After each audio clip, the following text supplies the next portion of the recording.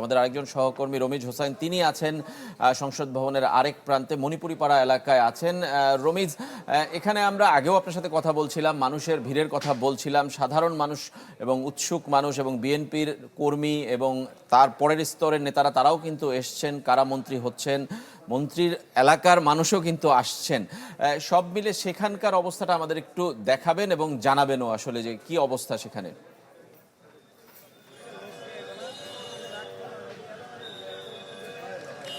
সংসদ সদস্য যারা ছিলেন তারা তারা তারা কিন্তু শপথ নিয়ে এর মধ্যে অনেকে কিন্তু বের হয়ে গেছেন। এখন নতুন করে যাদের আসলে নাম আসছে, যারা মন্ত্রী বা প্রতিমন্ত্রী হতে পারেন এবং তারা যারা ফোন পেয়েছিলেন, তারা কিন্তু তাদের যে সমস্ত নেতাকর্মী রয়েছেন এবং এলাকাতেও কিন্তু চাওয়ার হয়ে গেছে যে তারা আসলে মন্ত্রী হচ্ছেন বা প্রতিমন্ত্রী হচ্ছেন, তাদের নেতাকর্মীদের কিন্তু এখানে বেশ পদচারণ আমি দেখতে পাচ্ছি।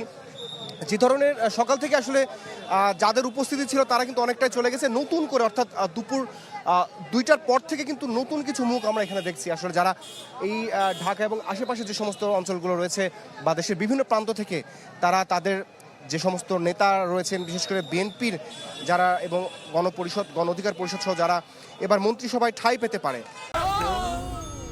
ডেন্টিস্টের পরামর্শ নাও নতুন কোলগেট অ্যাক্টিভ সল্ট। এই ধরনের সম্ভাবনার জায়গা থেকেই তারা তাদের নেতাদেরকে অভিনন্দন জানানোর জন্য এখানে উপস্থিত হয়েছেন। এছাড়াও রাষ্ট্রের বিভিন্ন গুরুত্বপূর্ণ পদমর্যাদা যে সমস্ত কর্মকর্তা রয়েছেন, বিশেষ করে বিভিন্ন মন্ত্রণালয়ের যে সমস্ত দায়িত্বপ্রাপ্তরা রয়েছেন, পুলিশ এবং অন্য যে সমস্ত আইনশৃঙ্খলা রক্ষাকারী বাহিনীর সদস্যরা যে সমস্ত গুরুত্বপূর্ণ পদে যারা রয়েছেন, তারাও কিন্তু এই সংসদ মুখে তারা আসছেন এবং তাদের গাড়িও কিন্তু এর ভিতরে প্রবেশ করছে। তারা যারা আমন্ত্রিত অতিথি, তাদের পরিচয়পত্র নিশ্চিত হওয়ার পরে এবং তাদের হাতে যে ধরনের কার্ড রয়েছে, বিশেষ করে সংসদ সচিবালয় থেকে যে ধরনের কার্ড তাদেরকে দেওয়া হয়েছে, সেটি নিশ্চিত হওয়ার পরেই আইনশৃঙ্খলা রক্ষাকারী বাহিনীর সদস্যরা সেই সমস্ত গাড়িকে এবং সেই সমস্ত ব্যক্তিদেরকে ভেতরে ঢুকতে দিচ্ছেন। এবং আরেকটি তথ্য রাজীব আমি আপনার মাধ্যমে দর্শকদের জানিয়ে রাখতে পারি, এখানে কিন্তু বাংলাদেশ জামাত ইসলামী যারা সংসদ সদস্যরা রয়েছেন তারা কিন্তু ভেতরে অবস্থান করছেন, তারা কিন্তু এখন পর্যন্ত বের হয়নি। কারণ এই জামাত ইসলামী সহ যে 11টি রাজনৈতিক দল যারা একত্রে নির্বাচন করেছিল, তাদের মধ্যে যারা প্রায় 78 জন যারা সংসদ সদস্য হয়েছেন, সেখান থেকে সংসদ যারা আসলে বিরোধী দলীয় নেতা কে হবেন সেই বিষয়টি নিশ্চিত করার জন্য এখানে জামাত ইসলামী এবং অন্য যেই 11টি রাজনৈতিক দলের যে সমস্ত প্রতিনিধিরা যারা সংসদ সদস্য হিসেবে নির্বাচিত হয়েছেন, তাদের মধ্যে এখানে বৈঠক অনুষ্ঠিত হচ্ছে। পরবর্তীতে তারা যখন বের হবেন, তাদের মাধ্যমে কেউ যদি আমাদের সাথে কথা বলতে থাকে, তাহলে তার মাধ্যমে জানতে পারবো যে আসলে বিরোধী দলীয় নেতা সেখান থেকে জামাত থেকে হবে নাকি এনসিপি থেকে হবে।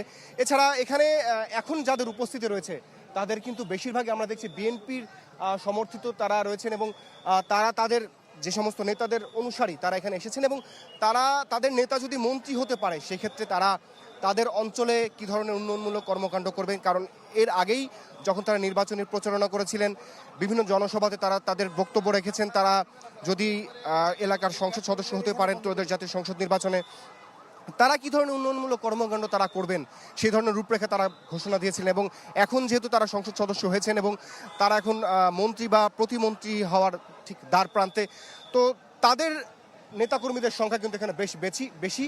তারা তাদের মতো করে তাদের নেতাদেরকে উষ্ণ অভিনন্দন জানাচ্ছেন এবং তারা স্লোগানের মধ্য দিয়ে তারা কী ধরনের মন্ত্রিসভা চাচ্ছিলেন সেই ধরনের বক্তব্য তারা রাখছেন এবং তারা কাদেরকে মনোনয়ন দিয়েছেন বা কারা মন্ত্রী হতে পারছে তাদের নাম ধরে ধরে এখানে স্লোগান দিচ্ছেন। রাজীব, এসে এখান থেকে সবশেষ তথ্য আমার কাছে। ধন্যবাদ আপনাকে রমিজ।